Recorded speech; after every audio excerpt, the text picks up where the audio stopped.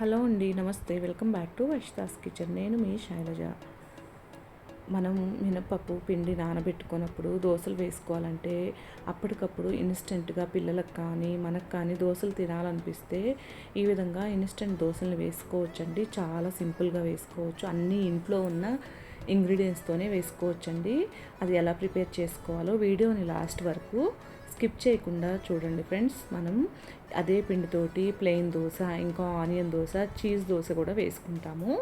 దానికోసం నేను ముందుగా ఒక మిక్సీ జార్ తీసుకొని అందులో ఒక కప్పు సూజీని, అంటే మన బొంబాయి రవ్వని వేసుకున్నాను. దాన్ని ఒకసారి ఈ విధంగా మిక్సీ పట్టుకోవాలి, మెత్తగా పౌడర్ లాగా చేసుకోవాలి. తర్వాత ఇందులో నేను ఒక హాఫ్ కప్పు వరకు గోధుమ పిండిని కూడా బైండింగ్ కోసం వేసుకున్నానండి. తర్వాత ఒక పావు కప్పు మనం బియ్య పిండిని కూడా వేసుకోవాలి. తర్వాత ఇందులో నేను పాలకూర తినని పిల్లల కోసం నేను ఈ విధంగా ఈ దోశలో పాలకూర 2 కట్టలు తీసుకొని శుభ్రంగా కడిగి కట్ చేసుకొని మిక్సీ జార్లో యాడ్ చేశానండి. అదేవిధంగా రవ్వ తీసుకున్న కప్పుతోటి ఒక కప్పు పెరుగును కూడా యాడ్ చేసుకోవాలి. ఇప్పుడు 3 పచ్చిమిర్చి, ఇంకా అంగుళంన్నర అల్లాన్ని కూడా తీసుకొని దాన్ని కూడా వేసుకొని ఒకసారి మిక్సీ పట్టుకొని తర్వాత మళ్ళీ తగినన్ని వాటర్ని వేసుకొని ఈ పిండిని ఈ విధంగా మెత్తగా మిక్సీ పట్టుకోవాలి. చూసారు కదా, కరెక్ట్ కన్సిస్టెన్సీ అండి దోశలు వేసుకోవటానికి ఇది. ఇప్పుడు ఈ పిండిని వేరొక బౌల్లోకి వేసేసుకున్నాం కదా. ఇప్పుడు మనము ఉప్పుని యాడ్ చేసుకోవాలి.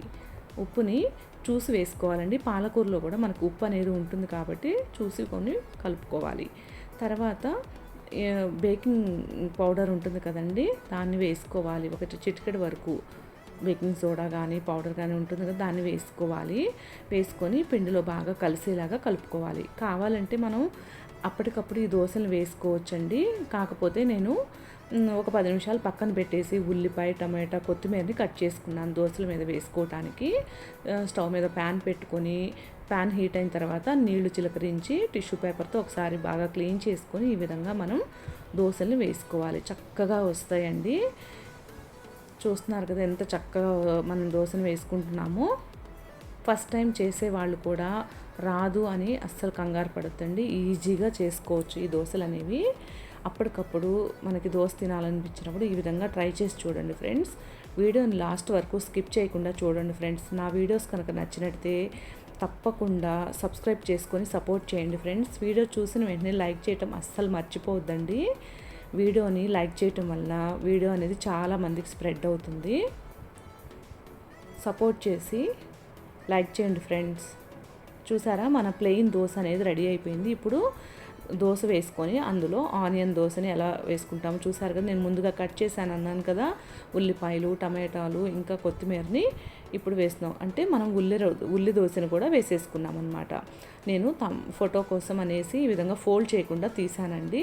ఇప్పుడు మరొకసారి ప్యాన్ని క్లీన్ చేసుకొని మనం ఈ విధంగా చీజ్ దోశని వేసేసుకుందాం. ఇలా వేసుకున్న తర్వాత చీజ్ అనేది కంపల్సరీ ఏమి కాదండి, మీకు ఇష్టం ఉంటే వేసుకోండి.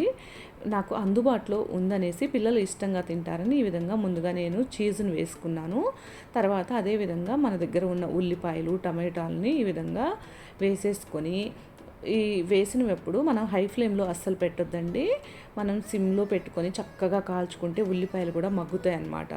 ఈ ఉల్లిపాయలు, కొత్తిమీర అన్నీ వేసుకొని కొంచెం జీలకర్ర కూడా వేసుకుంటే తినేటప్పుడు ఆ ఫ్లేవర్ అనేది చాలా బాగుంటుందండి. ఈ ఉల్లిపాయలు అవి వేసిన తర్వాత స్పాచులా తోటి ఒకసారి బాగా ఈ విధంగా నొక్కేసుకొని ఒక 2 నిమిషాల పాటు మనం ఈ కుక్ చేసుకోవాలి. అప్పుడు చీజ్ అనేది మెల్ట్ అవుతుందండి. చూసారు కదా ఎంత ఫాస్ట్గా మనం ఇన్స్టెంట్ ప్లెయిన్ దోశ, ఇంకా ఇన్స్టెంట్ ఆనియన్ దోశ, అదేవిధంగా ఇన్స్టెంట్ చీజ్ దోశని ఎలా ప్రిపేర్ చేసుకున్నామో తప్పకుండా ట్రై చేసి టేస్ట్ చేసి ఎలా వచ్చిందో కామెంట్ సెక్షన్లో తెలియజేయటం అస్సలు మర్చిపోవద్దండి. పాలకూర తినని పిల్లలకి ఈ విధంగా మనం పిండి పట్టుకునేటప్పుడు పాలకూర కలిపి ఈజీగా తినిపించేయచ్చండి పిల్లల కోసం. పిల్లలకి న్యాచురల్ కలర్ని మనం చూసి వాళ్ళు టెంప్టింగ్గా కూడా తింటారు. చూడండి, చక్కగా మన ఉల్లి దోశ రెడీ అయిపోయింది ఇన్స్టెంట్ది. ఇంట్లో ఉన్న నేను బీరకాయ చట్నీతోటి ఈ దోశల్ని తిన్నామండి. చాలా చాలా టేస్టీగా ఉన్నాయి. తప్పకుండా మీరు కూడా ట్రై చేసి కామెంట్ చేయండి ఫ్రెండ్స్ ఎలా వచ్చాయో. వీడియో చూసిన వెంటనే మర్చిపోవద్దు ఫ్రెండ్స్, లైక్ చేసి సపోర్ట్ చేయండి. వీడియో చూసి సపోర్ట్ చేస్తున్న వాళ్ళందరికీ చాలా థ్యాంక్స్ అండి. Thank you for watching.